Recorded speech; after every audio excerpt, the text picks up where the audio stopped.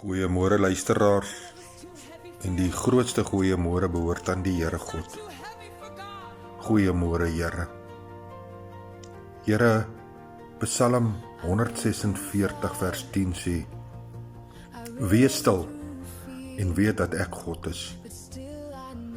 My Here, vanoggend lê U Gees dit indringend op my hart om net tyd by U te spandeer en dit in 'n stemnota te doen, sodat ander daar buite wat so besig is, Here, wat nie God se grootheid sien nie, maar so besig is om te lewe, Here.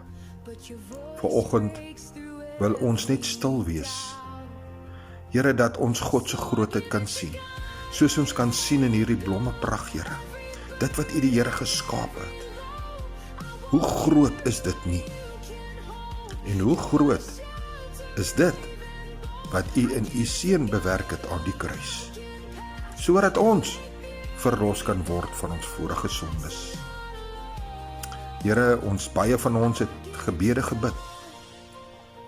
Ons het U die Here gevra vir sekere dinge. Maar Here, soms is dit net om God te laat God wees en stil wees. En sê, Here, my God, ek vertrou op U, want ek weet, U tyd is perfek. Daarom, Here, is 'n kort gebed vanoggend, maar ons wil stil wees voor die aangesig van God, en toelaat dat God God is. Here, ons dank U weer eens vir U absolute voorsiening. Vanoggend het ons 'n geskenk gekry, ons oë is geopen.